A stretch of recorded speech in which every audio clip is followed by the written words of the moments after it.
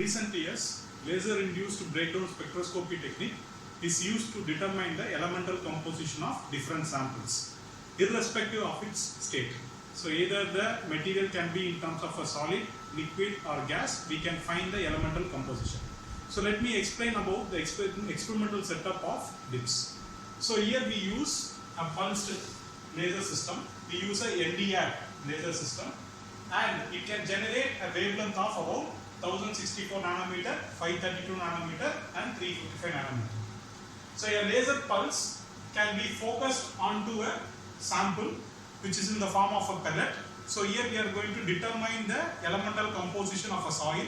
So the soil is made in terms of a pellet and it is placed onto this folder. And this folder keeps on rotating so that the laser pulse is the target in different spatial locations. Thereby we get the information about the surface of the sample surface. So when I try to focus this laser beam onto the sample surface, the material gets heated up.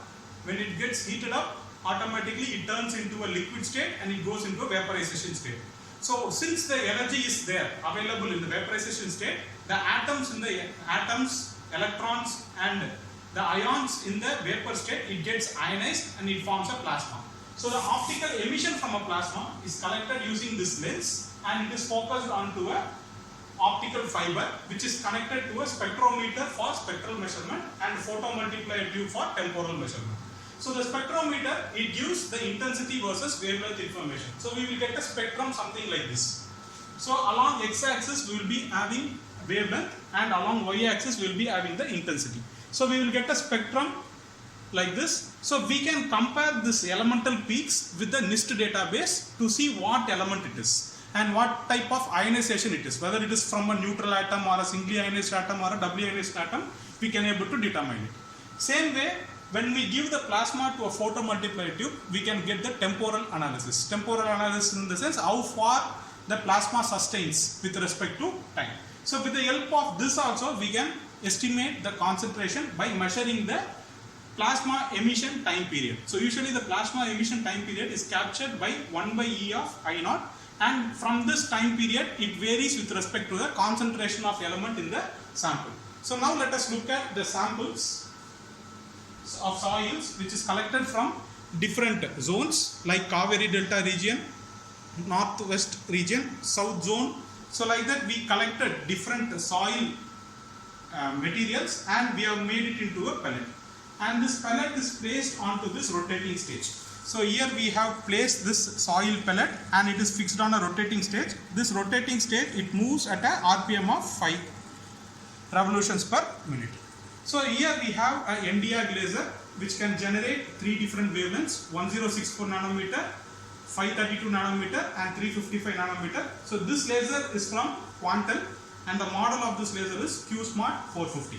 So maximum energy of about 450 millijoules can be delivered by this laser. So if I want to have a 532 and 355 nanometer, we can add the second harmonic and third harmonic crystals to it. Thereby we can get a 532 and 355 nanometer.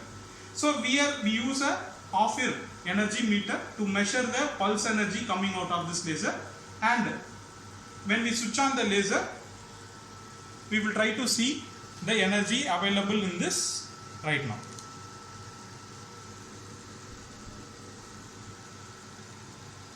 So this laser right now it works with a repetition rate of 10 Hz and the power measured is about 0.150 watts. So which is about 15 millijoules of energy is coming out of this laser right now. So when we try to focus this laser beam onto the target surface with the help of a focusing lens, we can see a plasma created on the target surface.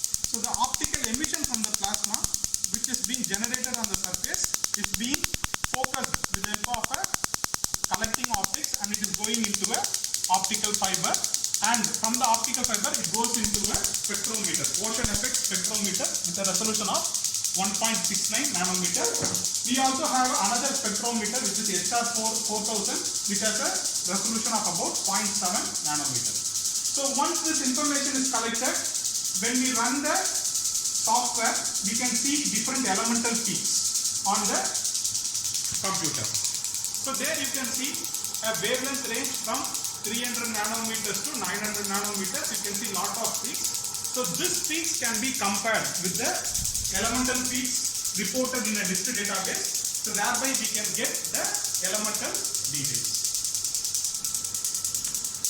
So when we plot it, we can able to visualize a spectrum like this with different elements are being observed at different peaks. So this is in comparison with the elemental peaks reported by the LIBS database. So from this what we can observe is, from the spectrum we can see the peaks related to neutral atoms, singly ionized atoms, whereas doubly ionized atoms are not visualized due to the requirement of high ionization energy.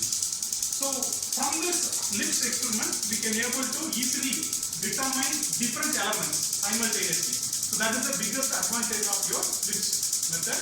So where we can do multi-element analysis and with minimum sample preparation we can do it.